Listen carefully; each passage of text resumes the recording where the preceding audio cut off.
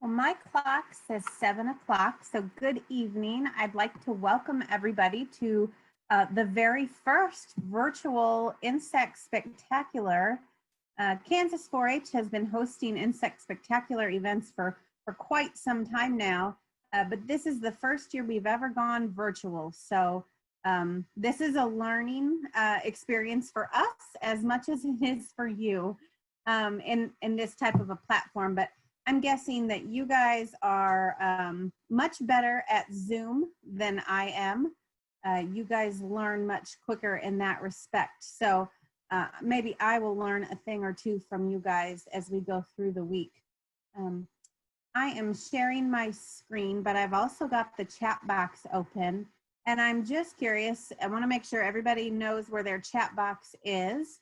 So if you could, tell us if you're from Kansas or what unit you're from, if you're in a county or a district, or if you're joining us from out of state. We'd love to know that as well. We had some folks register from out of state, and we want to give them a Kansas welcome as much as we can. So go ahead and type in the chat box. Tell us where you're from in Kansas, or like I said, if you're out of state.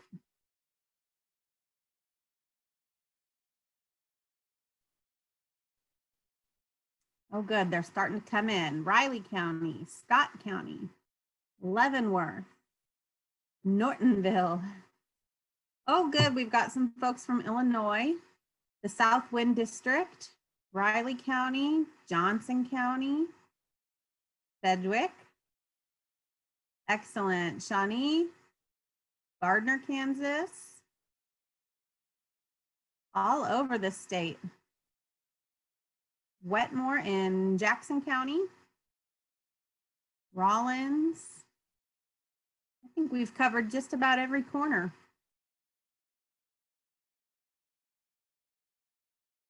Good, well, welcome. I did want to mention that this is being recorded and will be available to view and watch for those that weren't available this evening. So if you've got friends that are in the Entomology project, or if you know of other kids in 4-H that might be interested, they can definitely come back and watch these at any time that is convenient, okay? A little shout out to our Illinois folks. I'm actually an 11-year product of Illinois 4-H, so I was excited to see you guys on the registration list. I grew up northwest of Chicago and went to the University of Illinois. So welcome.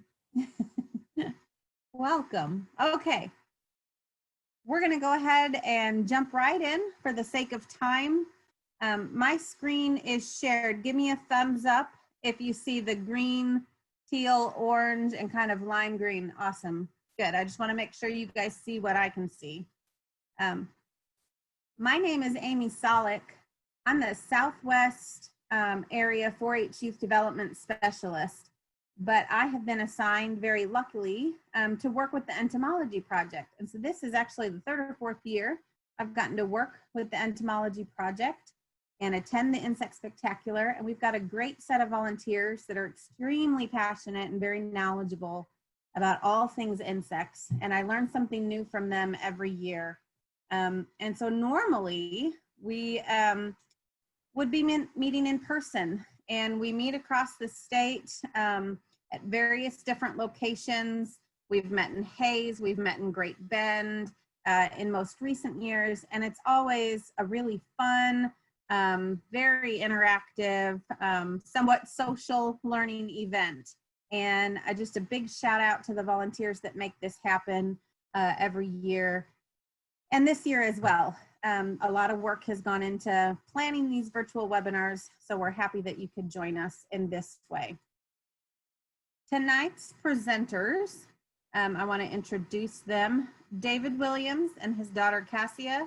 They're both from Sedgwick County, which is Wichita, Kansas. And David's been a long-time entomology volunteer. He helps us out at the state fair, and his daughter is the project leader there in Sedgwick County. So with that, I'm going to turn it over to them. If periodically, if you've got questions, feel free to type them in the chat box, or like I said, raise your hand or unmute yourself.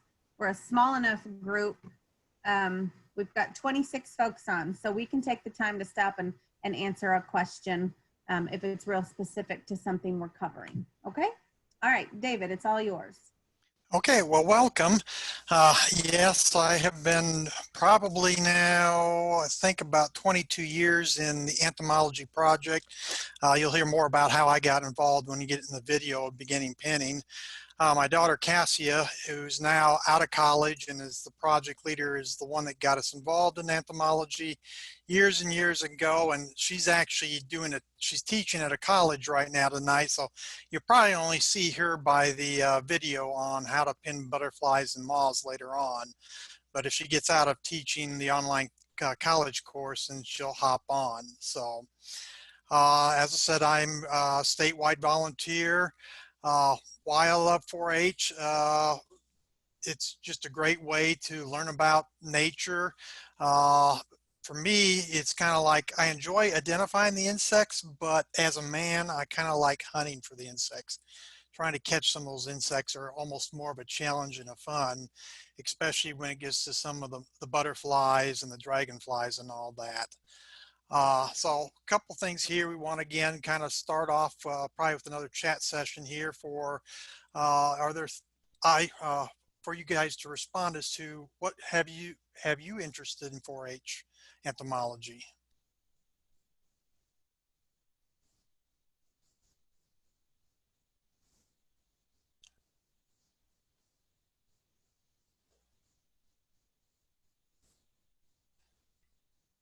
Like bugs. And there's a lot of different bugs too out there, and they're very cool. Some of them are interesting looking. Some of them are very interesting in how they interact with other bugs.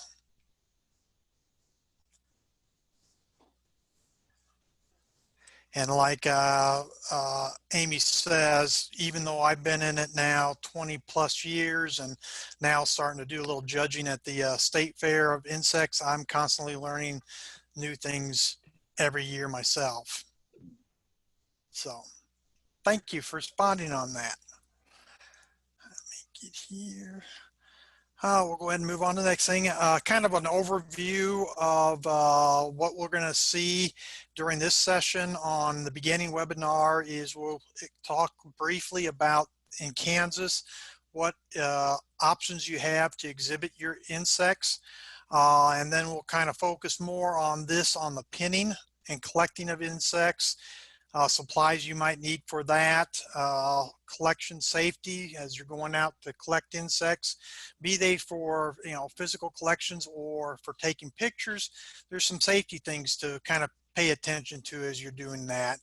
And then we'll get into the collection exhibit, how to pin, how to label, display boxes.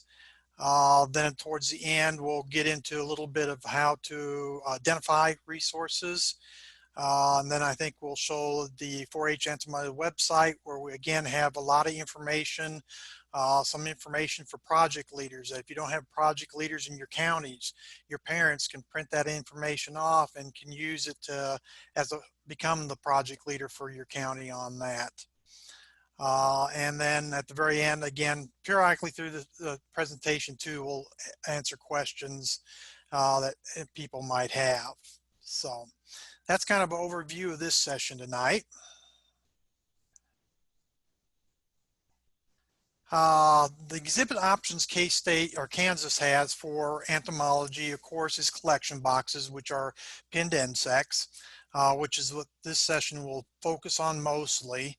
Another option is called the collection notebook, which is photos. That will be this Friday session there. That's another option for kids that maybe are more disabled or maybe have a little bit of issues with killing insects. It gives them ability to do that. We also have what we call educational displays. And again, more information on that will be Friday. They could be trifold displays, posters, can be a collection box. I think that was supposed to be educational box and I put collection in there, but you can have a box just like your collection box be an educational box. And I think we're also we're trying to figure ways that, individuals could do PowerPoints, and we can somehow bring those to the state level and judge them there. So we're trying to expand what we allow kids to present at Entomology to be more inclusive. My generation was more into PowerPoints and collections. The newer generation, younger kids, are into more interactive stuff. And as like Amy says, when it comes to Zoom meetings, you probably do circles around what we can do with it. So first thing I always kind of start off, or my daughter starts off with too, in our project meetings the first of the year, especially with new kids, is collecting safeties. We want you to be safe as you're out there collecting insects. One thing you might think about, depending upon where you're collecting, is clothing. If you're going to be in a lot of bush, a lot of large grass, or maybe sticker plants, long pants and long sleeves are a great way to keep from being scratched up. Also can help a little bit keep the insects off you a little bit, as well as closed shoes. You never know what's underneath the grass, and you can actually trip and all that kind of stuff. So a good pair of closed shoes, tennis shoes, is great there. Now, if you're actually collecting in water, like we did last year when we did the insect spectacular, then you'd have to have boots or waders, things like that, to help there. But as you're planning your collecting and all that, look where you're going and plan your clothing along that line. Insect spray. Again, if you're collecting at night, that's when mosquitoes love to come out. And so use insect spray a lot to do that. Also, insect spray helps with ticks. It won't keep them all off. So again, after you're done collecting, there might be a tick check back at home with the parents and all that kind of stuff. I have found ticks on me as far as 2 days after going out collecting insects, even after checking for them. So again, spray helps a lot. Won't keep them all off, but it will keep a majority of them off. Next thing is surroundings. As you're out there collecting, watch for snakes. Eastern Kansas and Western Kansas, of course, we have a lot more poisonous snakes than we have in Central Kansas and Wichita. So you got to be careful watching for where you're at. Watch for poison ivy, oak, things like that. Watch for water, banks, things like that, that you don't fall, trip, things like that. So you kind of, although you're looking for insects, really kind of pay attention to surroundings as well. And that's where it's great to have multiple people out. Usually what happens when we were collecting, my wife was standing on the side and she'd be the one kind of yelling out if she thought somebody was getting too close to a dangerous area or something like that. So I strongly recommend that when you're collecting, also to do it as a group or several different people and just not by yourself. David, yeah, go right ahead. A question from Colton, maybe it looks like. Okay. Spiders in ticks in Kansas, we are only dealing with the insects that are six-legged and insects, so we don't do with spiders. Or ticks also have 8 legs. Millipedes are not included in there. Trying to think of centipedes are another thing we don't include in our collections. That's where an educational display could be done. But this is strictly, we're dealing with the 6-legged insects here. Colton, did you have a question? You can unmute. What if you have a strong problem with not looking for snakes and bugs? For me, the snakes were just to be careful of while you're out. I mean, yeah, we've been out bugging as a group, and people have gone collecting frogs and toads and lizards and all that kind of stuff. But it's just more a case of, depending upon the part of the state you're in, to watch out for poisonous snakes. I can kind of laugh here because I remember my wife telling my middle daughter, saying, you need to have better clothes and bigger shoes, not sandals, to go collecting insects, just at the park right behind our extension office over there, and she was out in the grass, bouncing around. All of a sudden we heard a rattle, and she jumped back, and she had accidentally stepped not on a rattlesnake, but again, I don't know my snakes, but one of the other guys came later on and says, oh, that's some other type of snake that has a kind of sounds like a rattlesnake like that. But she definitely was not dressed for what she was supposed to be doing, and of course she was the one to find the snake and sandals, and actually left her sandals there when she hopped out of there. So she luckily didn't get any stickers in her foot, but could have as well. So that's the thing on the snakes, is just kind of watch your surroundings. Very good. I think the person had a hand raised. Was it Luke? Did you still have a question? No? Okay, we're good. Okay, no problem. And then the fourth thing is the handling live insects. If you don't know anything about the insect you're catching, treat it as if it can sting, like a bee or a wasp. It can bite. Some of the bigger beetles have pretty good pinchers on them that can put a pretty good bite on you, or it can pierce you. An example here, I have like a wheel bug. It can be very painful. We have a gentleman in our club that's been in entomology as a hobby for him since he was a kid. And I want to say about 3 years ago, he said he caught a wheel bug and wasn't paying attention to him, and it actually pierced his thumb, and he said that throbbed for 30 minutes type of thing. And so I see hands raised by Doug, right? Go ahead, unmute yourself there. So we were wondering, can we collect bugs while we're on vacation in other states, or do they only need to be from Kansas for our project? Well, we will allow you to collect from other parts of the states, and you can display in the box in a separate section from the other states what they are. But when it gets to the state level, it's strictly about points, number of orders, number of insects. And when you're in the advanced classes, the number of families, we don't count the insects from other states. The only exception is if you happen to live in a county that's right next to the border of Kansas. We did allow you to collect from one county around the state of Kansas, and you can go ahead and record that in your collection as to, I don't know what county is. I think there's a Butler, Barber County, Oklahoma, that's right next to the Oklahoma border with Kansas.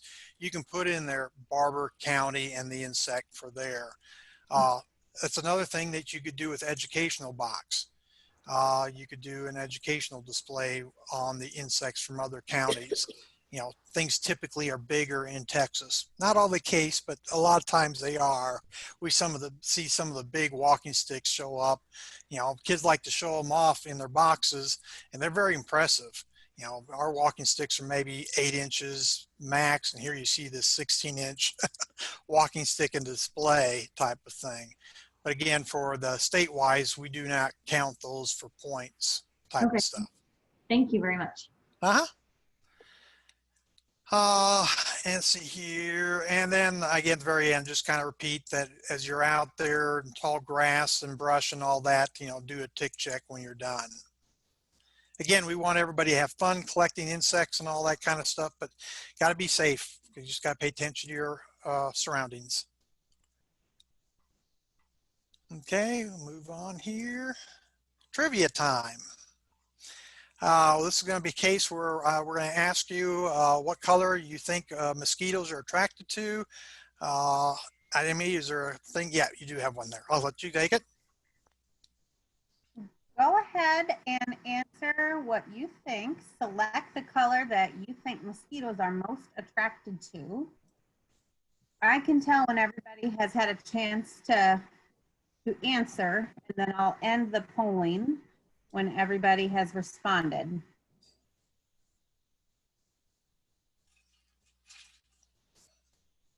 I had to put purple in there for the Kansas, and I had to put orange in there for you Illinois folks. So she just gave you a clue on 2 not to choose.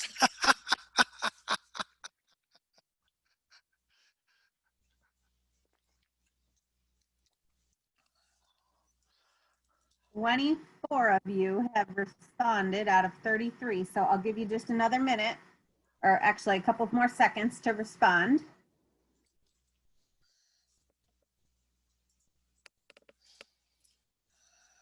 Okay, I am going to end the poll. I'll share the results so you can see what folks think. 12 of you think red, 3 of you think blue, 9 chose yellow, and 2 chose orange. David, would you like to tell him the correct answer? It's actually blue.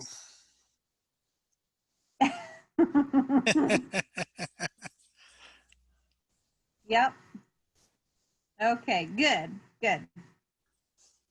So maybe And this, don't wear blue to the next picnic. it's not a guarantee, but that's a color they typically go to. And it's little things like that that are fun to learn about entomology, things like that, and little tidbits like that. Now we'll go into actually collecting supplies. When you're getting ready to go out and collect insects, there's some basic things you'll need for going out to collect, especially for those who've never done it before. One thing you'll need is a net. I know you can purchase things at Bug Guide, type things like that. There's also online many patterns that you can make your own nets. Type of things like that. Once you have a net to catch them, you got to have some type of containers to put the insects in. Medicine bottles, pill bottles are a very good container, especially ones that are kind of clear or orangey color that you can see in. That way you can kind of see your insect in there. They're also very durable, don't break as much, they're very small. Envelopes are what we use when we catch butterflies and moths.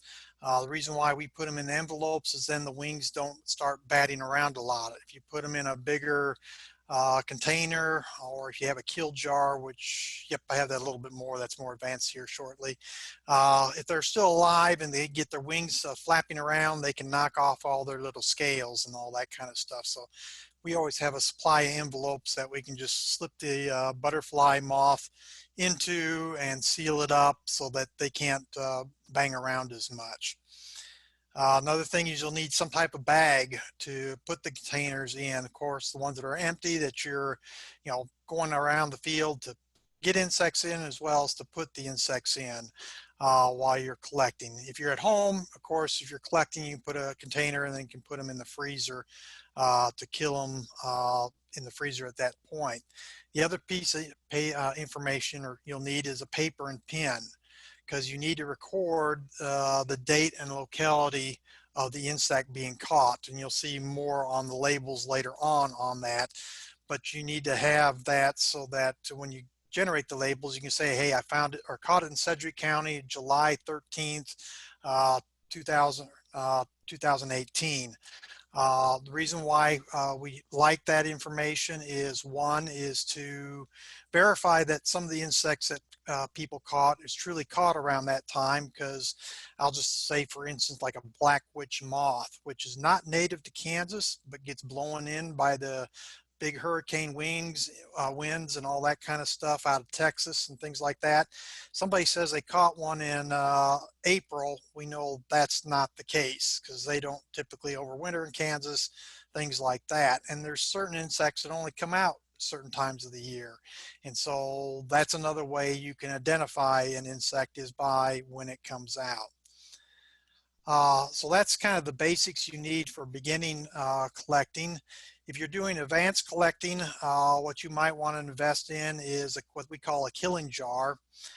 This is typically a glass container. So again, you have to be very careful to make sure you don't drop it, to break it, with plaster Paris at the bottom, and you'll put ethyl acetate or fingernail polish in the at the plaster Paris on the bottom.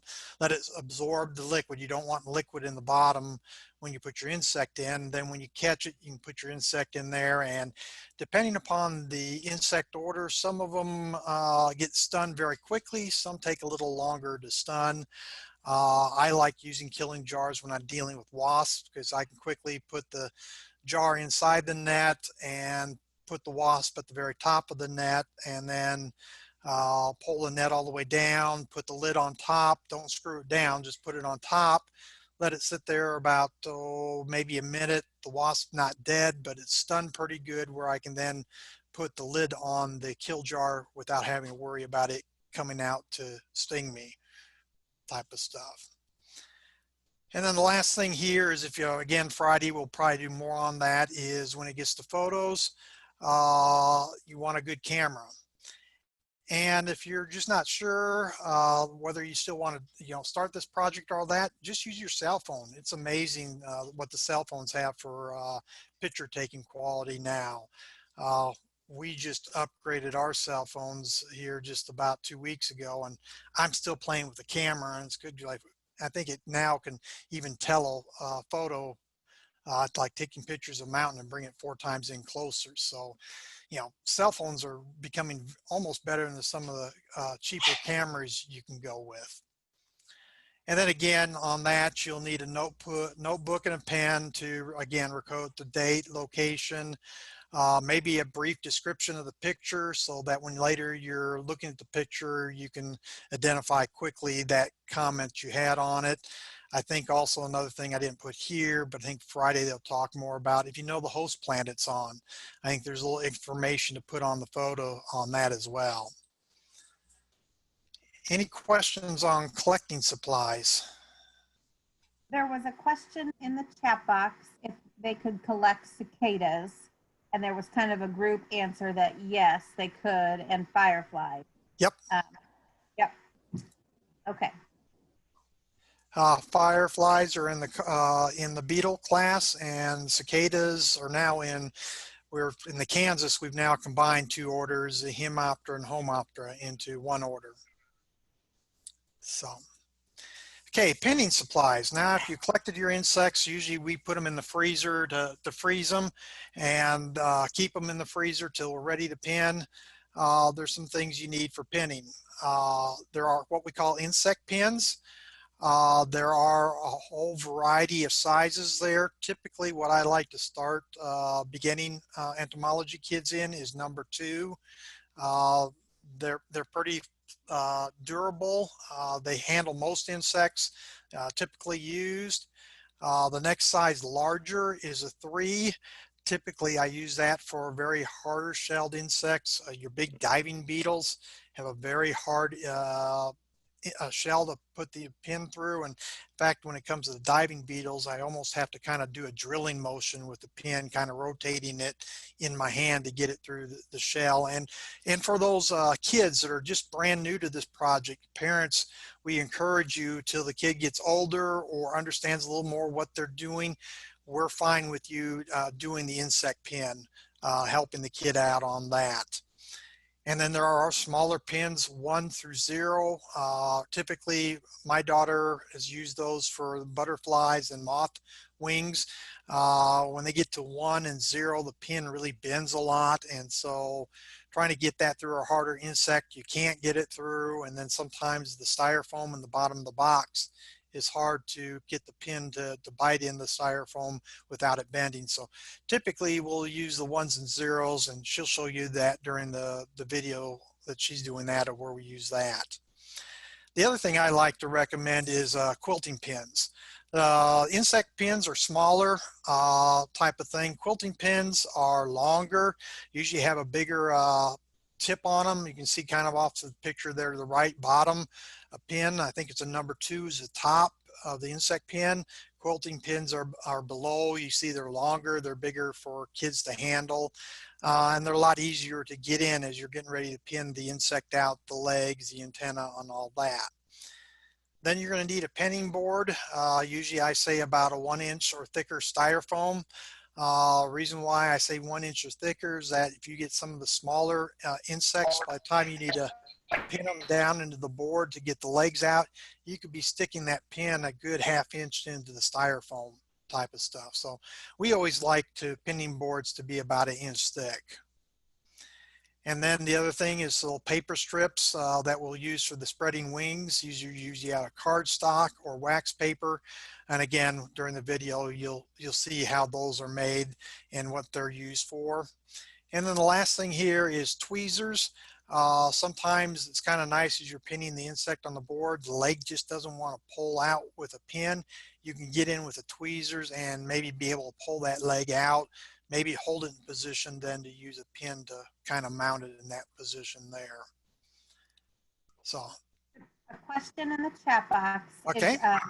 Is it okay to use just normal sort of regular printer paper? And I think Vicki answered yes, that is okay. Yeah, we just like the cardstock because it's more sturdy. But yes, normal paper for the paper strips will work. Thanks, Vicki. I think we're ready for the next slide. Oh, and here's are some nice things to have. If you're, once you start getting into collecting insects and you're deciding that, yes, this is a project you really want to keep on doing, some things that are nice to have is a magnifying glass. Maybe start with a hands-free or ones that are, by hands. I don't have pictures there. Usually everybody thinks of those. But then I have some pictures off to the right of some hands-free ones, where the one on the very left, the white, is kind of like a magnifying glass that quilters use that you can actually look through as you're pinning your insects. You can use that. Again, it will help you for identifying, but will help you on your smaller insects to get the legs pulled out when you're pinning them to look natural position. Next one was actually a magnifying glass. I think I purchased a Harbor Freight that goes around your head. It has a little light you can turn on and does have multiple magnifier lenses you can put in, type of stuff like that. And then the last thing I have is a pinning block. In the example you see below is my handmade one that's about a 1/4 inch thick. It's glued together. For Kansas, for 4-H, we typically only need 3 levels. Most stuff you see online, and when I built this, I did it with 4 levels. What we use in Kansas is the first one you see there on the middle one with the big bog upside down. We'd like to have about a 1/4 inch of the insect above the back of the insect. And so that's what that first one does. The next one is where the actual date and location label is. So that would be the last label you would put in. And then the one off to the right, which has the only label on that, is for where the common name goes. And I think the fourth one is if you start wanting to do displays for for state level, maybe museums. I believe that's where the scientific name might go, or the scientific name second and the common names first. Vicki could probably put that in the chat pretty quickly. I mean, she deals more with state level museums displays than I have. But again, that's, yeah. Yeah, just a clarification. What's 2 orders were combined? Could you repeat those? Was it I can't even pronounce them. Yeah, Hemiptera and Homoptera. Okay. And in Kansas, that's where we've got 2 options for Kansas right now. There's still what I'll call the old Kansas book, where those 2 orders are separate. And if you're just wanting to learn and all that kind of stuff, it's great. But if you're really wanting to start getting more in the educational or the college level, I think colleges are kind of headed more to the direction that where Hemiptera and Homoptera are combined. They're starting to do more DNA type mapping of the orders versus body parts and things of the old type stuff. So in Kansas, there still is Hemiptera and Homoptera.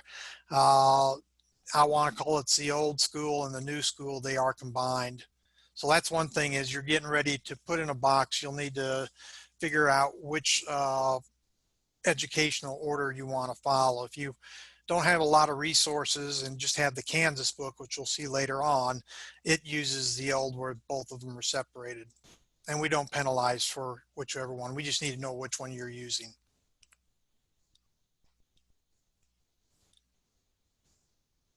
Okay, the middle label is the scientific name. Okay, thank you.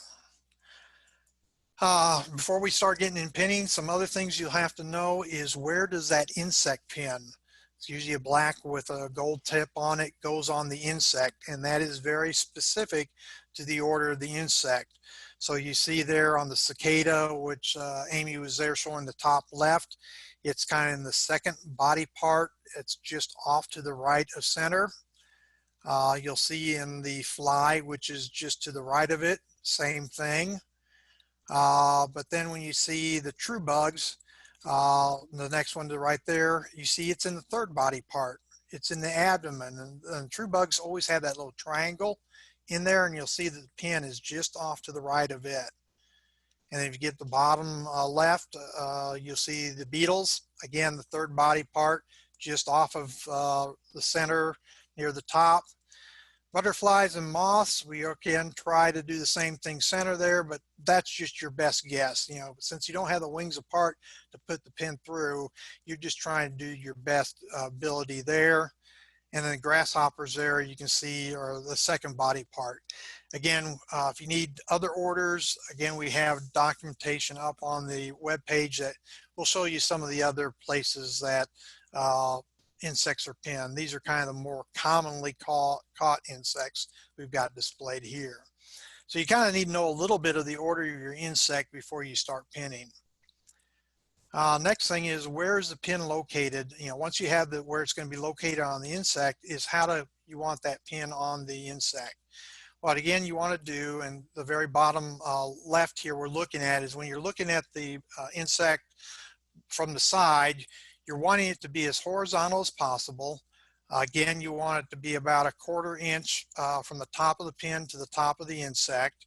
So you can see in the middle one there, it's a lot bigger than 1/4 inch. It looks like it might be 1/2 inch type of thing. And then we're also the very right one, you can see it's not pinned horizontal type of stuff. So there's a little bit of trick on this, and sometimes you have to, you know, as you put the pin through, you look at it and realize, whoops, it's not horizontal when I look at the side. Or if I look straight on, the same thing's going to happen here. Again, you want the pin to be 1/4 inch. The middle one, the the insect's too high. The far right one, they're a little bit sideways on the insect. You'll have to pull the pin out, you know, to reposition it to try getting it straight up and down. And I think I say in the video as well, when you pull the insect out or the pin out of the insect, do not try pulling it all the way out. You just kind of want to get it halfway through the body, so then you can push it down through the other half. Okay. Let's see if we have any questions. If not, I think we'll go through the first video, which will be talking about setup, which is getting all your stuff set up to pin. Then maybe stop quickly for questions there, and then we'll go into 2, which will be pinning of the non-spreading wings. And then a third option, we'll be talking about a couple other items on that. So if any questions yet, I think we've got them pretty much answered right now. So we'll go ahead and play the video here. Yep. I will pull up the first video. I think we'll kind of keep an eye on time because our participants are so young. Depending on the time and the questions, we might just direct you to the videos 3, 4, and 5. We might not take the time to watch them all tonight because we could be here pretty late. But let me pull up video 1. You want to do 1 or just go right to 2 where we're pinning them? You tell me. You want to go straight to 2? Yeah, let's go 2. They can watch 1 on their own. 1 it kind of introduces my background, but that's fine. Okay, so I'll give you the links. The links are all on our page, and I'll show you where these are located after the fact. This is the first one, which is kind of getting set up for beginning pinning, and we are going to watch beginning pinning, the how-to, and I'm gonna, can you see that as I pull it up? Okay.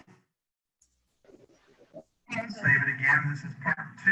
This is the actual pinning of the insect, where the previous one was set up. First thing.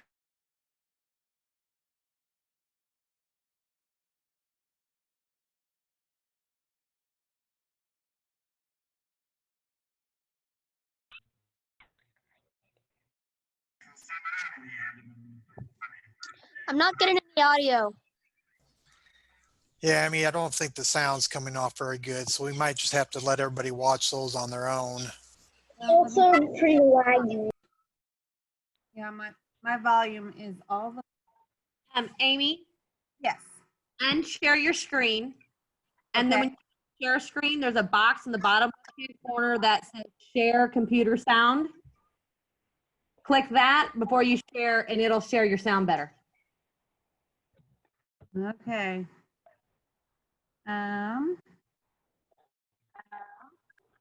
Tell me where that is again. So you're looking at the big white share screen? When you click share, when you choose what screen to share, Okay, got it. left corner. Got it now. Thank you. Oh, you're very welcome.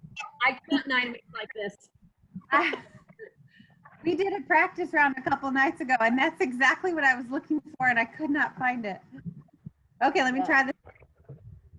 Coleoptera is the third body part, so you need to identify at least what order your insect is to help with where to put the pinpoint.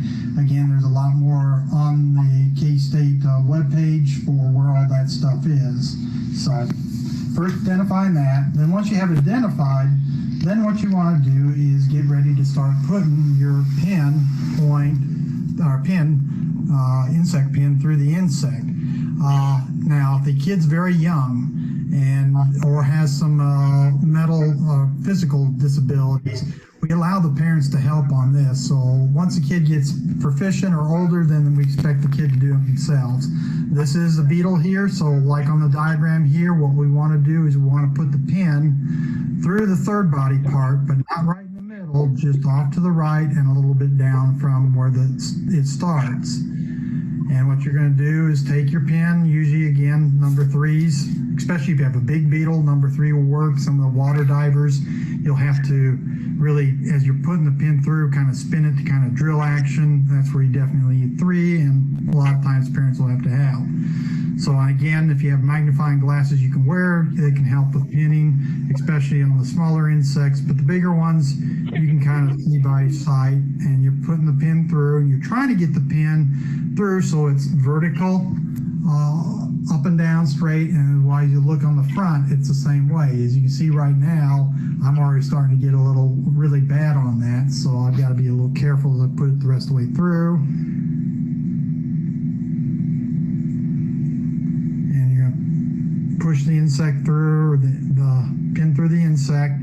Leave about what you think is a good 1/4 inch of the top, and then what you're going to try doing is seeing if the insect is horizontal versus this way or this way from the side.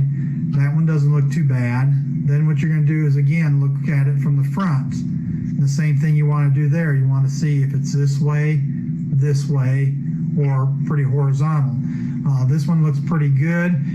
If it was offset, what you want to do is pull the pin not all the way out. You want to pull it back into the body part of the main body of the insect so that you can reposition whichever way you need to go. Since this one's pretty good, we'll have some diagrams during the class as to, more exaggerated examples of what you're not looking for. So next thing we want to do is really get a 1/4 inch of the pin above the insect. If you don't have a pinning block, you'll just have to kind of estimate and try. If you have some of what you pinned before to kind of look at, you can. If you do have a pinning block, that's where this comes in very nice. And again, top of the insect is the very lowest 1/4 inch. I always push my insect all the way almost to the end of the pin, and then what I do is turn it upside down, and then you push the pin all the way to the bottom of the board, and now you've got a 1/4 inch above the insect. So now we're ready to start spreading the insect legs. A lot of times this is where I'd like to, before I put on the styrofoam, if I have a tweezers, I like to see if I can pull the legs out. A lot of times they won't always stay out for you. If they do, great. If not, don't.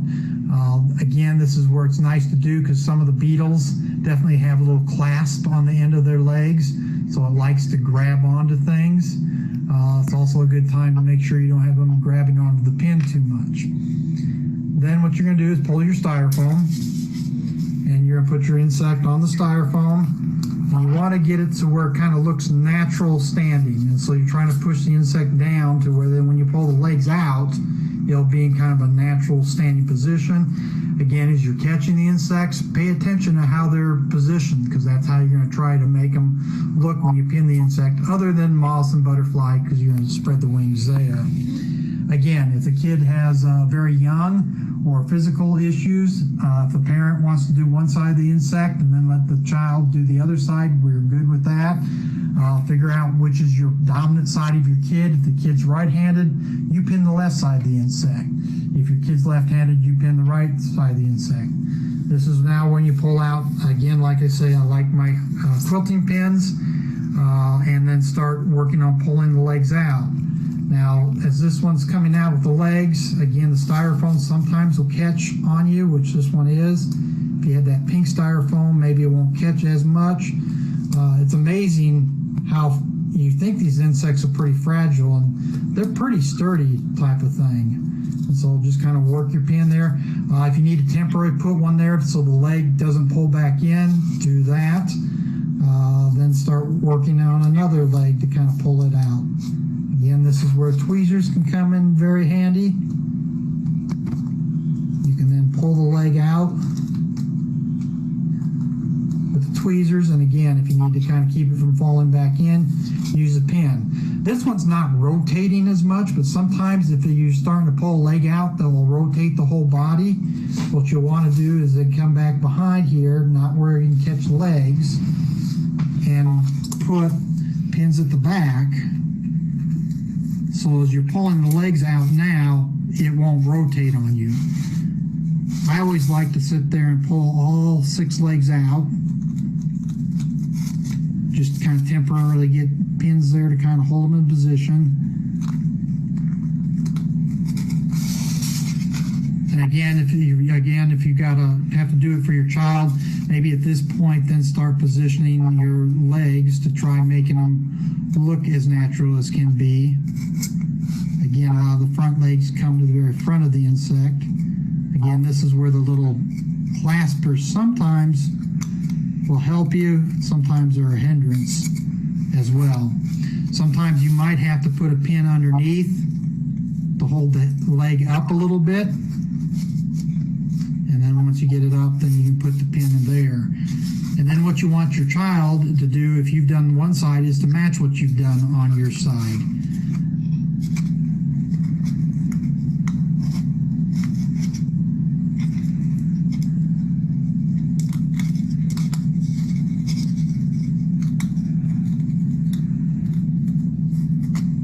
And sometimes you have to just temporarily use a pin there, so then you can then start pulling out a little bit more.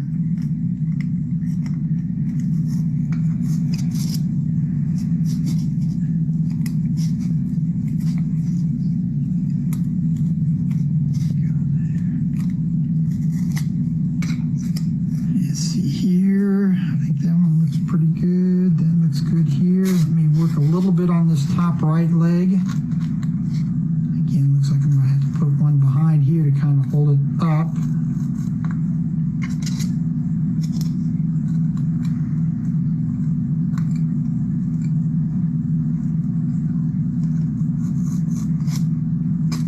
And as you see, I already ran out of pins, so I've got one more here on the side.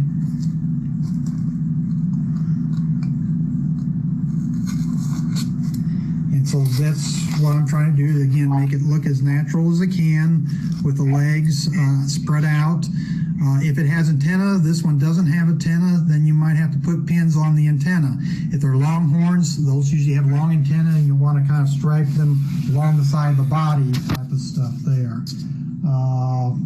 If the abdomen is one that like a grasshopper, which will tend to fall down, what you'll want to do is create what they call a cradle. And that's where you can maybe even take the 2 pins that you use to kind of keep it from rotating. You can sit there and use those. And what you're going to try doing is to diagonal such that when you put the pin in, it holds the abdomen up on the insect. Beetles are usually not too bad with the abdomen falling. Butterflies, grasshoppers, a lot of those, the abdomens like to fall, and so that's where putting a cradle, again, you gotta be careful not to catch legs when you're doing that, to hold it in position. Praying mantis, that's another good place where you need a cradle. You try and get those legs that they kind of have holding up like this in that situation there. Then the next thing I like to do is take the piece of paper that when you caught the insect that had the date and the locality, you know, if you have the identification, great. If not, I always like to put that right next to the insect. Again, pull out one of my pins. That way always stays with the insect so I know where and when I caught that insect. Now the last part of it is drying. Usually what you want to do is put this a safe place. If you have cats, you're going to have to definitely put it someplace where they don't get to. Typically the drying period is between 10 and 14 days. Some insects that have a little bit more moisture in them, some of the katydids, some of those things might take a little bit longer. Again, 10 to 14 days, and once they're dry, what you're going to do is very carefully start pulling the pins out, except for the insect pin. And you just start pulling them out a little bit at a time, pulling them out very careful. And then ideally have a temporary box, maybe not your collection box, that you can put the insect in along with your date and locality label. So then later on when you're building your labels with the actual insect, the May beetle, you can build your labels at that point. That's the highlight of pinning beetles. Again, younger kids, I would strongly urge pinning first with the big beetles to get the habit down. If some of them don't cooperate, you know, just pin them the best you can. You can always get a better specimen to repin at another time. If it's very rare, just go ahead and pin it as best you can, and hopefully it can catch another one sometime later. That's what I have for. Let me give you a little better shot here. I think in the class that we give, I give a little diagram on the pinning the wings of a grasshopper out. But you can see there's quite a few pins in here. So again, use sewing pins. As I say, I like quilting pins because they're bigger, a little hard, easier to get in. You're not messing as close to the insect. Again, thank you for watching.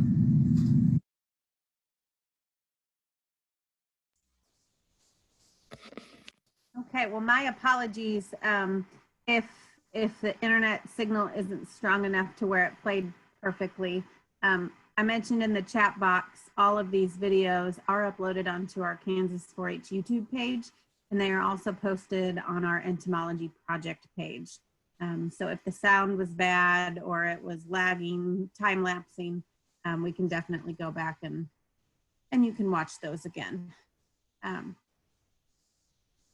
David, do you want to move on to another? Yeah, let's just go ahead and move on to the other.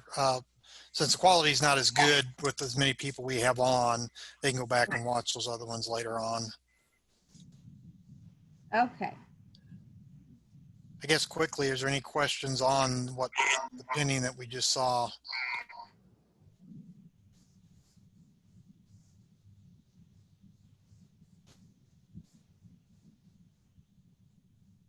Then we can come back here and look if we find some more later on. I'll go ahead and move on to the next thing. Let's see here.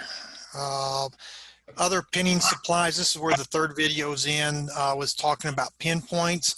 Some insects, make sure I'm not, yeah, I'm off mute, good. Some insects are very small and you cannot get a pinpoint or, yeah, get a pin through them, insect pin through them. So you have to use what we call a pinpoint. It's usually a triangular shaped wedge. Again, I like cardstock because it's a sturdier piece of paper to glue stuff onto. You probably can use common paper as well, but cardstock's a little sturdier. You can make the pinpoint. The diagram you see to the right there is one done by a machine, handheld punch that you again purchase through BuyEquip, or you can hand make them. I think in the video I show an example of a handmade one I have, where maybe make one that be a little bit bigger and then use it as a pattern to then cut out the other sides. Usually we want the pinpoint when it gets into the display box always to be the same direction, either left or right. And you want to always glue the insect so the head is pointing to the top of the box. So that's a pinpoint on that. And again, the video talks a little bit on that. Number 3, vials. There are some insects that are soft-bodied that as they dry, the body would just disintegrate. And so you have to put it into a vial. It's kind of a diagram off to the right here next to one of the quilting pins. There's different sizes of vials. Again, BioQuip carries those vials. Type of things. I know Wichita has a science center that you can purchase things from.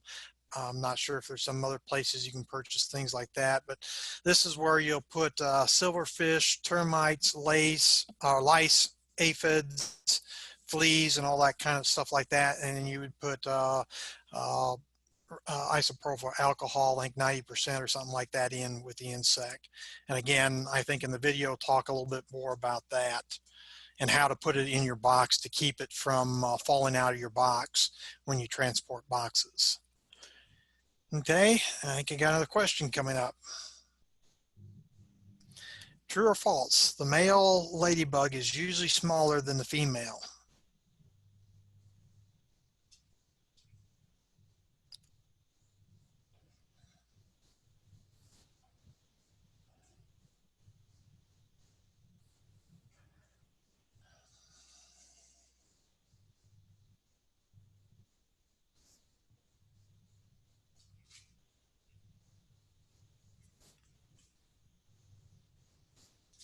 Give you another 5 seconds to answer. It looks like some people have had questions again and been answering there. Yeah, on the freezer. Yeah, I think in the video I even talk, I don't have a diagram here of how to get moisture back into the insect. I mean, I've pinned insects that have, or my daughter has as well, has pinned insects that have been in the freezer 2 years. We just had to get moisture back in the insect. And then somebody, yeah, when you lose a body part, what do you do? Well, you glue them back together. My daughter's pinned insects and helped identify. My wife was the surgeon. Legs fell off. She was the one that did the gluing. She didn't want to catch them and she didn't want to handle them when they're alive, but she didn't mind putting legs on them that unless they were cockroaches. She had a limit on cockroaches. Okay, let's see what the results are.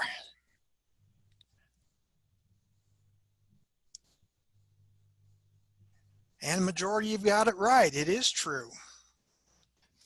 And you'll find that on beetles for sure, that's typically the case. The males are smaller. One of the reasons why the females are larger is, of course, they've got to carry all the eggs type of stuff. So they've got to have a little more room to carry things like that. So. Okay, couple questions. Yeah. George, did you raise your hand? You have a question?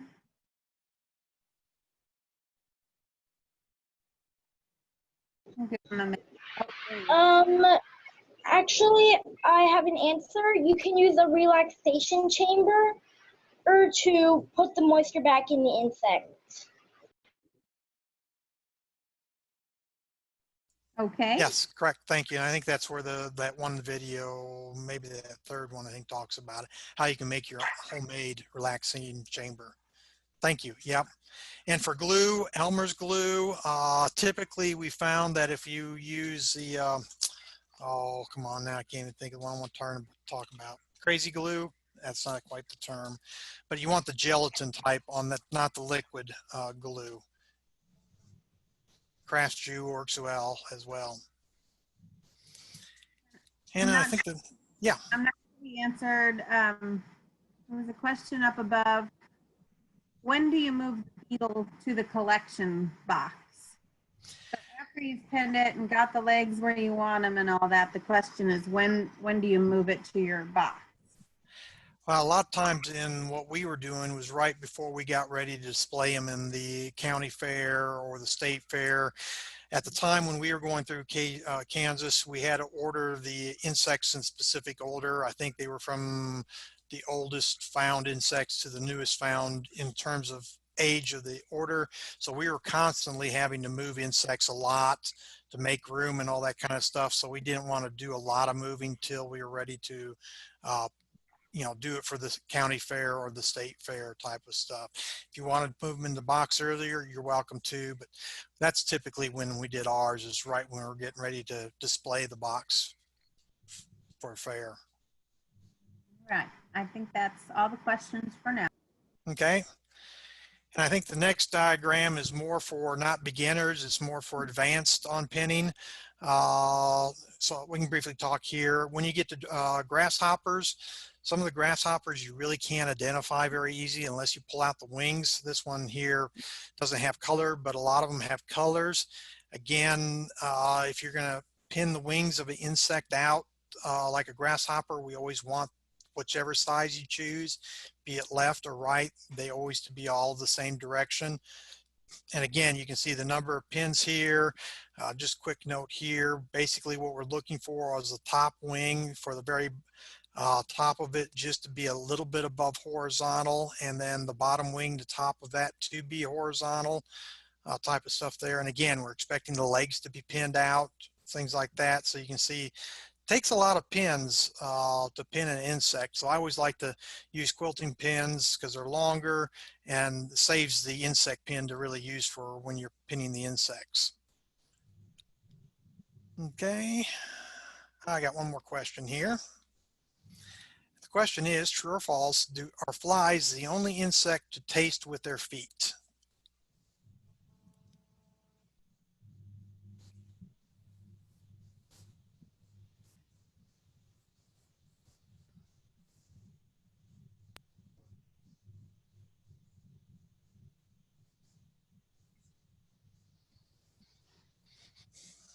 We'll give about 5 more seconds for everybody to test their answer.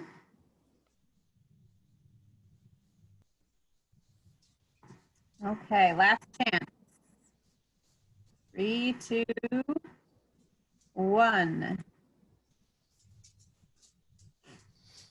Most of them are saying false, and that is right. They're not the only insect that does that. And next slide here is telling you where I got the information from.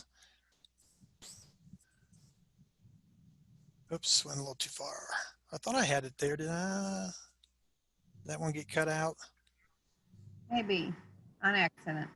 Okay, I had a slide in there. It said false, and I quoted where I got my information from, and that would be. And again, you'll see more of that when you get to the Fridays, of making sure that if you have information that you're displaying in a box, to give your sources where you get the information from.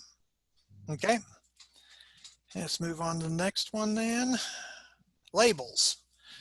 Again, the very top there is the website has some templates, I think Word document up there that you can use to create your labels, I think for your orders as well as your common names and your location.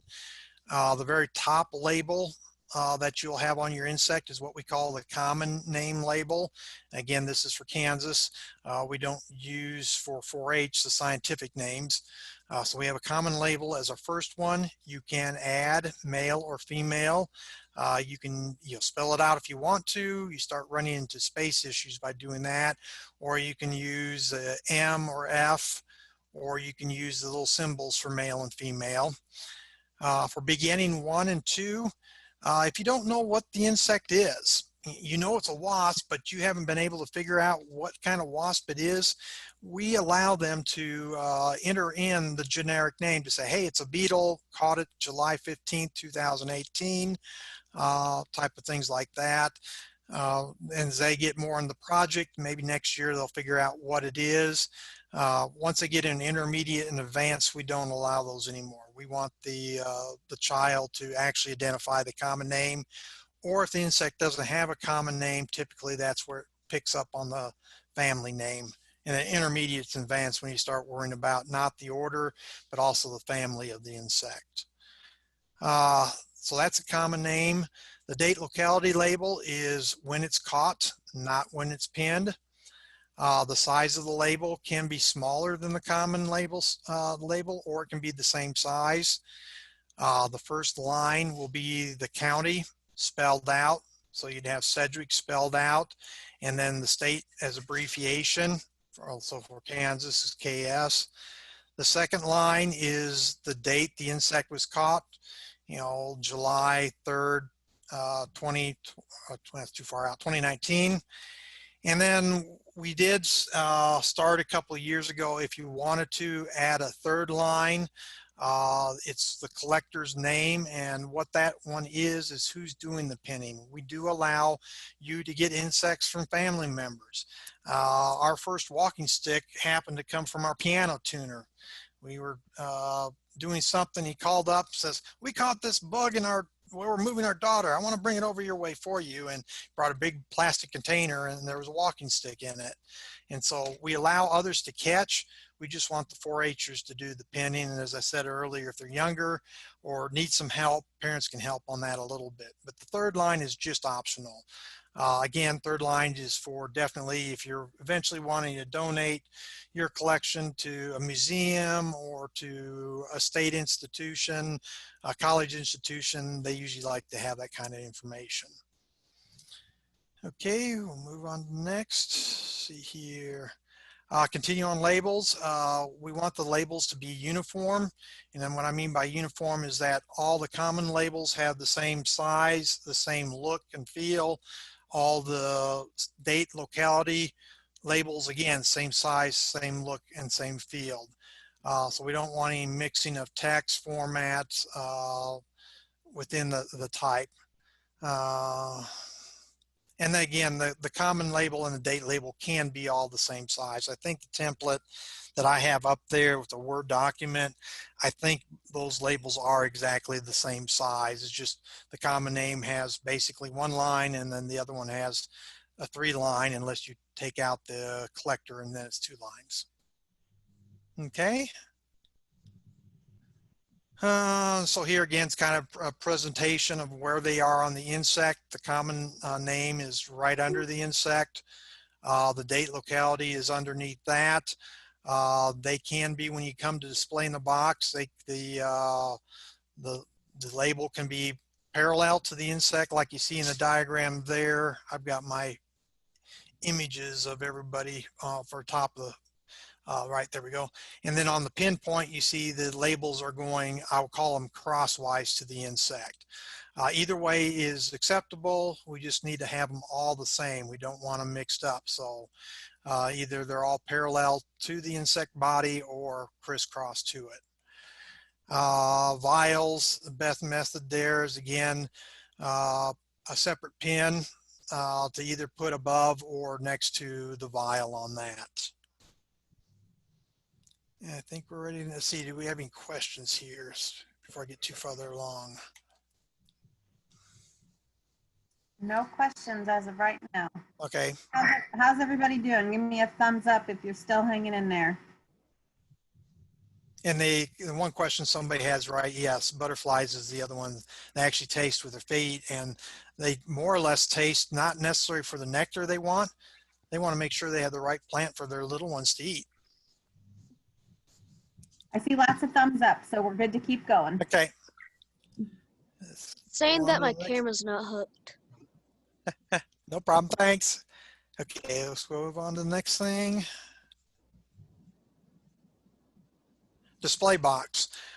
Display box here is a standard display box for Kansas. Is an 18-inch by 24-inch by 3.5-inch with plexiglass. We do not allow glass. Some counties, you need to check with the county you're in, have what they call introductory classes, which then do not need a standard display box. And back in the day when I was going through, or my daughters were going through it, people were aware of, oh, cigar boxes type of things. You could use cigar boxes, things like that, display that. But check with your county on that as to what they allow. We want the specimens parallel to the short side, so we want the box, its longness, to sit up and down where it's horizontal. If it was sitting on a table, The shortness is up and down, lengthwise is left and right.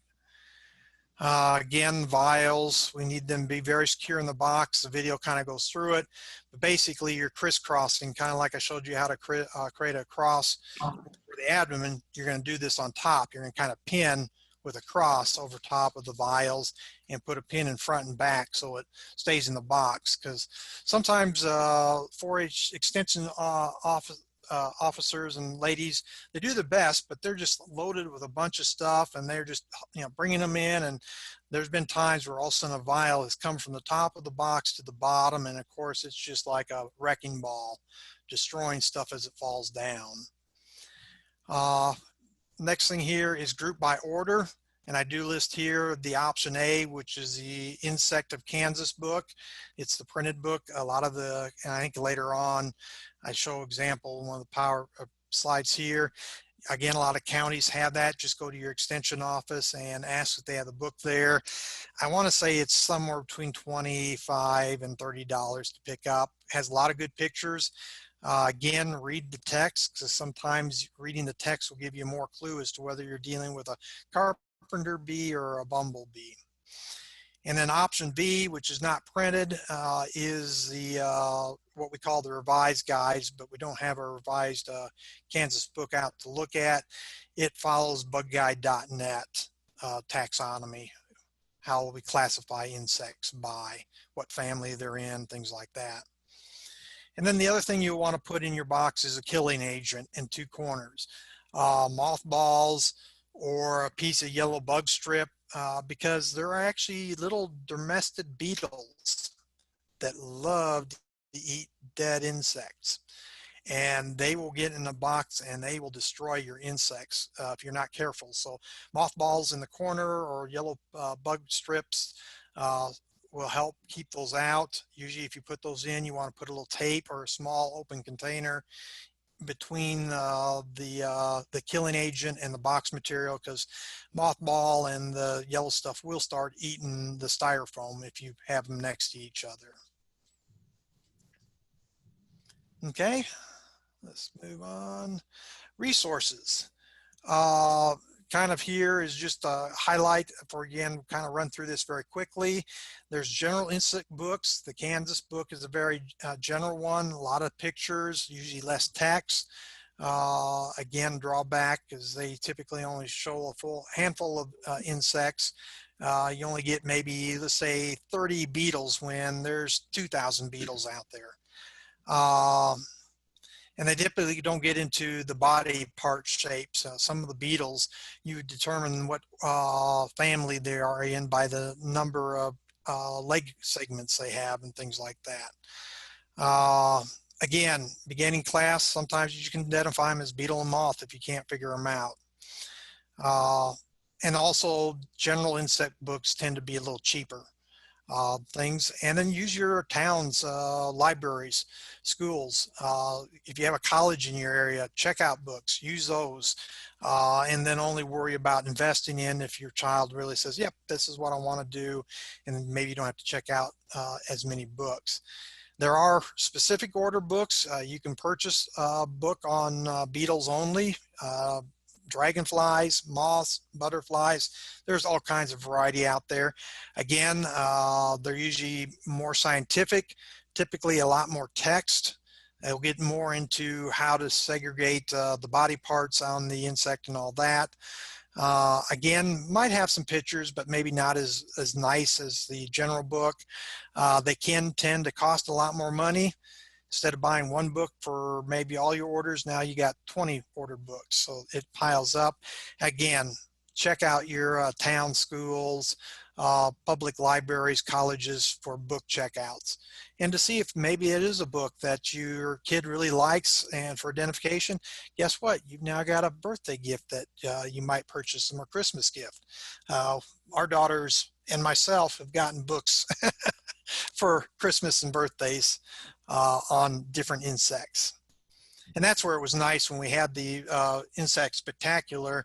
Vicki would bring her collection of books. I'd bring my collection of books. People could look at them, say, hey, yeah, I like this book. And they could look at the back and get the ISBN number and could then order them. Let's see here, move on, next one. Websites. One thing here, if you're going to use websites, you need to really have a good working knowledge of the internet searches. Black Beetle is really not a good search item. Use, again, I like to use books to kind of refine your search, say, oh, I think this is a darkling beetle. Then you go search on a darkling beetle, and then you can help refine the search there. Again, each website is unique to how you navigate. So again, got to have some savvies to understand that. Kids are getting better at that nowadays than when my kids were going through it, much less there's a lot more better internet speeds. At my time, when Bug Guide first came up, it would literally take half an hour for maybe 100 pictures to show up on that. Now it doesn't take as long, but again, rural Kansas, your internet speeds might not be as nice as Wichita, Kansas type of things. Again, a lot of information, but again, a lot of information is geared to college and high school ages. And then you can, again, there's websites targeted to specific orders, specific families, butterflies, grasshoppers.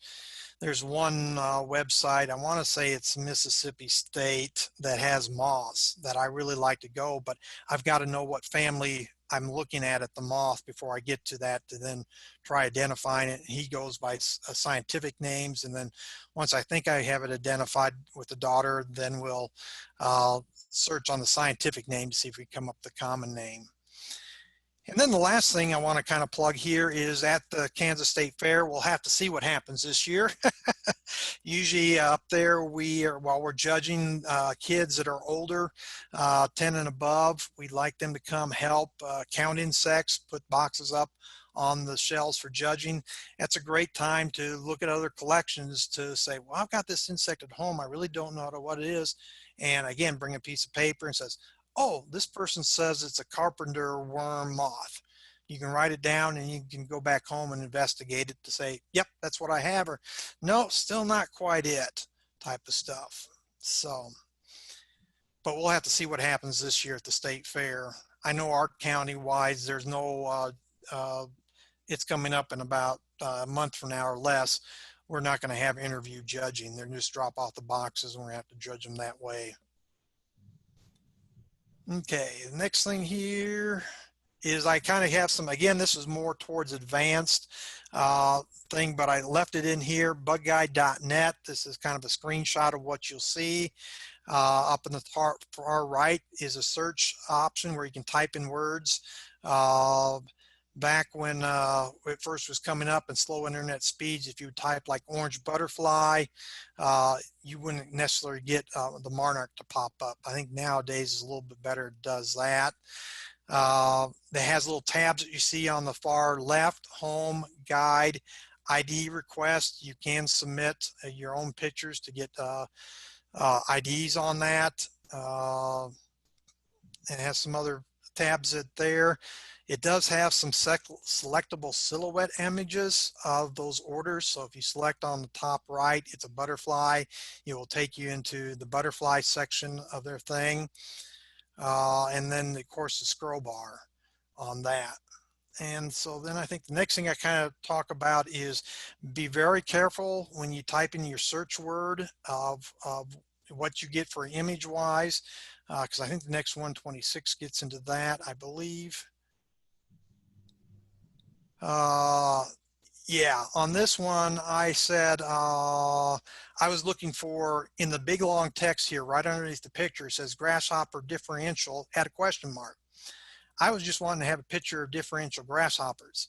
And when I put it in and the pictures all came up, I knew right away this was not differential grasshopper. And what I had to do is you had to check very quickly at the very top. They will give you kind of the breakdown of what this insect is. This one's actually a red-legged grasshopper. And then it starts breaking it into the subfamilies, families, orders, classes, things like that, type of things like that. So be very careful when you're looking at it, just to double check up here or double check what they say in the text, because they will not remove the differential there. And so that's the reason why the picture came up, was somebody was asking, is that what it is? Well, no, it wasn't, but it's still in the search, and so the image will come up. That's the reason why I always like using books, and at the very end, use Bug Guide, and again, just cross-reference the very top to what it says, because that's, for the most part, I've always found that to be very truthful. All the questions or the higher stuff here has been where the false searches come in. And then for, again, this is more for the intermediate and advanced. If you want to start knowing the taxonomy, we call it the classification of insects. Usually once you get on the image, you'll see all of a sudden there's a taxonomy tab on that. And if you click on that, I don't know if I give that on the next image or not. I don't think I do. The next page down, I don't think. What it does is it'll break down kind of a tree structure. Yep, I don't. It'll start with the class, the order, if there's a super family, family, and then what you're looking for is the family on those. And when you have it this way, it's kind of like you just have to kind of know where you're looking at to say, oh, the actual family on this one's going to be this butterflies and skipper, the Pelindomia type stuff. But that's just because I know what I'm looking at. But that's all for the intermediate and advanced for you. And let's see here. Questions. Again, kind of here at the very end. The advanced, we'll talk more on Wednesday, and then the alternative exhibits, which are the photographs and the educational displays, will be Friday.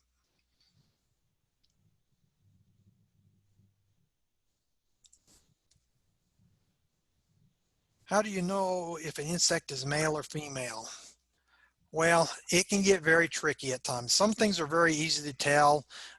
Again, that's where reading the text of the book might help you. That might be where you have to go on the internet and say, okay, I want to see male versus female painted lady butterflies. I don't think there's anything out there right offhand tells you on that one what's male and female on that, because I think I've tried it and haven't had much luck. So some insects you just can't tell. Other ones you can. Other times maybe you got caught or got lucky and caught them while they were creating the little ones. And then that's where the typical rule, it's not always the case, but the typical rule comes in on beetles, that the larger one is typically the female and the smaller one is typically the male. Sometimes on the beetles also, the female, the abdomen will have more of a point to it, where the male will be more blunt. And you might ask, why would the female have more of a point to it? Well, it needs to lay her eggs. So a point's a little easier to put something in a tree or put something in the ground than a blunt end. I think Christina's asking how long will the meetings be? Similar to this evening, we want to keep it to about an hour and a half, no longer than that. And then the next question is, any tips for bug traps? Bug traps, again, that gets into, I want to say, more the advanced and all that, but yes, there are, again, out there all kinds of internet type stuff. Black lights. I've actually created, again, that's where, if we had a insect spectacular, usually we had a night collecting, where those that have black lights would bring a thing, and you'd see my setup of a PCV pipe and white sheet and a battery with a car battery with a converter that would then run a black light. And then the lights, the insects would come to the black light in the middle of the night. You can actually, for some of the crawling insects, create a pit, take a can and just bury it and put a little funnel on the top of it, so that as the insect falls in, they can't get out. Things like that. There's a variety of different mechanisms. I remember, I've never done it, but when my daughters were first into 4-H, we brought a gentleman over from one of the schools, and what he did was in the middle at night, he would put a kid's swimming pool, small one, underneath his tree, and then he would hang color Christmas tree lights. One night or maybe several nights, he had red Christmas tree lights up. A couple nights later, he'd run for several nights blue. Insects are attracted to different color lights. They would hit the light and eventually maybe fall off, and if they fall in the water, you catch a lot of insects in the water. It's amazing what insects we've caught in our swimming pool. So. Couple more questions. Luke is asking, do you have to have living pictures of all of your insects? And he also asks, where should he look for less common orders? Well, I'll have to let Vicky answer that. I think the pictures that are always of a living insect that I've always seen and judged. I don't know if I've seen any pictures of a dead insect. I think that might be a requirement. Again, Friday we'll get more into the photographs. They can use pictures of dead insects, like if they go pair up and collect with somebody else and that other person catches the insect and kills it, and the one doing photographs can take photographs of it, but most of them are of live insects. Okay. The next question is, how often do you have to change your mothballs? We typically did them once a year, and my wife was allergic to the mothballs, so we bought those. They were plastic pest strips from like Walmart, and I then have used gloves and a screwdriver. I would break open the plastic and get into the yellow, the killing agent, and I'd use a scissors or a big heavy scissors to cut them into little 1-inch squares, and I would put them in the corner with pinning pins to hold them in. And usually I did that once a year. I had a question from someone. They did not sign up for the advanced, but I think now they're wanting to attend. And so I just wanted to clarify for anybody, even if you did not register or sign up the advanced session or the alternative exhibit option evening, this same link that you used tonight will work for the other 2 evenings. You are more than welcome to join us on Wednesday or Friday evening, even if you did not sign up for that. So that's a very good question. Vicki wanted to mention in the chat box that the Kaufman Field Guide to Insects of North America is a very good book. And she also suggested, I think it's Vapona strips. And let's see, someone is saying their insects are getting eaten despite having mothballs. So Vicki is suggesting to put more mothballs in the container, or using insect strips as George suggested. Might try seeing if maybe there's some gaps on the box. You may put some tape around to kind of, fill the holes in a little bit. Really quickly, while we have a pause in the questions, and I do want to keep this within an hour and a half to be respectful of bedtimes and family time. I'm going to switch my screen to our entomology. Well, here is the first page. This is the Insect Spectacular. If you can give me a thumbs up and let me know that you can see the Insect Spectacular page. Thank you, George. Thank you, Jessica. Okay, so here is the link right here underneath the image where the PDF of the notes of tonight's slides. So if you want to go back and print a copy of the slides tonight, you are more than welcome to do so, but this is where you find it. It's on the Kansas 4-H Insect Spectacular page. And you can find that under events and activities, or you can find it by going to the entomology page. And I want to show, this is our entomology project page. I'm guessing that a lot of you are already familiar with this. If you are not, this is a really helpful page if you are enrolled in the entomology project for a couple different reasons. The link to the Insect Spectacular page is over here on the upper right-hand corner. This is also where we've embedded all of the videos that we referred to this evening. So you can click on here and it'll take you straight to YouTube where those videos are located on our channel. Let's see. I'm gonna clear that. As you scroll down the page, there's lots of different resources that are available to you. There's pinning and labeling, there's order label templates, lots of different tips for exhibiting and collecting insects. So make sure you check this out. I'm sure we'll refer to it on Wednesday evening as well as Friday. But again, when you are, let me show you, let me back up. So this is kansas4h.org. Under Project tab, select Agriculture and Natural Resources, and then Entomology is the first choice, okay? And it takes you straight to this page. So I just wanted to make sure everyone knew that this page existed and some of the resources that are available and how to find it. Any questions about the website? Okay, good.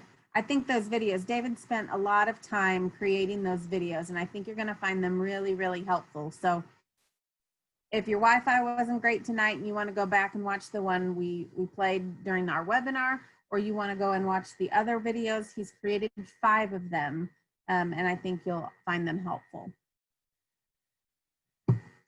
Yes, so I noticed in the chat box, is it possible to send an email out with the link? And yes, we are going to follow up after the webinars this week, and we will send one final email to all the attendees or everybody that registered with the link to the recordings, with the link to the PDFs of the PowerPoint slides, and links to all of these different videos. Good question.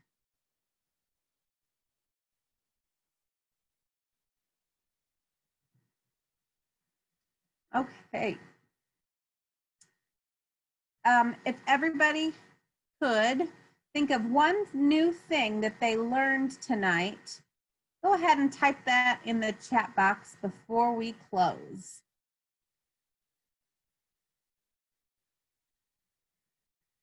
What's one new thing that you learned this evening?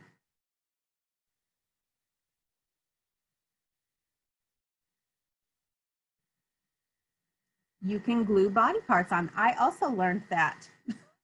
I did not know that. How to use Zoom. Excellent. Learned how to pin. Hadn't heard of a bug cradle before. How to pin bugs. I had no idea that it took so many pins.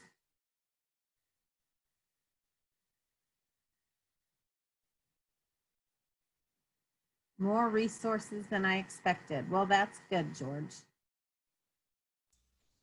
And the one thing nice about 4-H entomology is that you're not putting together a box one year and then you have to get rid of that box and then start another box. We keep adding on, and it's just a learning experience all the time. You learn more, and yes, there's a lot to learn in this session, which usually normally just pinning only, was bigger than just pinning. So you felt like you got swallowed.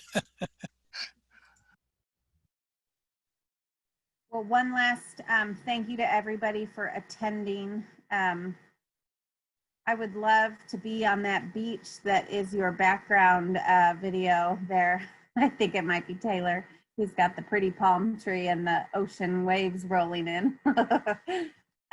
If you could, before we go, if you can find your reactions and give David a hands clap for all of the work and time that he put into recording the videos and putting the slides together. We sure appreciate all of our volunteers that make this possible. So thank you, David, and thank you, Cassia, as well. Wednesday evening, same time, same place. Will be a little more advanced.